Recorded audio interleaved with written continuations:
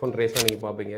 F1 ரேசர்னா பாடி ஃபிட்டாக இருக்கணும், core ஸ்ட்ராங்காக இருக்கணும், லெக் ஸ்ட்ராங்காக இருக்கணும், அப்பர் பாடி ஸ்ட்ராங்காக இருக்கணும். பட் அதை விட முக்கியமான ஒரு பார்ட் அவங்களுக்கு ரொம்ப ஸ்ட்ரென்தனிங் இருக்க வேண்டியது நெக் மசில்ஸ். F1 ரேசஸோட நெக் பார்த்தீங்கன்னா they'll be ஆவரேஜ் பர்சனோட நெக் மாதிரி இருக்காது. they'll be much more bulky. காரணம் என்னன்னா their neck has to take lot of stress. F1 car is more designed for speed and corners. அது straight லைனில் ஃபாஸ்ட்டாக போகிறத காட்டிலும் கார்னர்ஸை தான் அது ஃபாஸ்ட்டாக போகும். when the car is turning in one direction the head will be pushed towards the other direction. So அந்த நெக் ஸ்டெபிலிட்டி அந்த ஸ்ட்ரென்த் அவங்களுக்கு இருந்தால் தான் அந்த ஹெட் நியூட்ரல் பொசிஷனில் இருக்கும். இல்லைன்னா கழுத்து வாபிள் ஆகிட்டே இருக்கும். they are more prone to அப்போ பார்க்க முடியாது, ஸ்பீடு கம்மியாகும், even injury they can go and crash.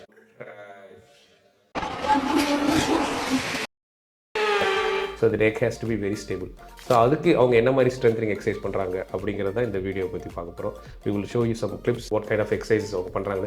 இந்த மாதிரி எக்ஸசைஸை நீங்கள் எடுத்தோடனே பண்ணக்கூடாது. it is not safe for beginners. உங்களுக்கு simple exercises will show you in the next video. Thank you.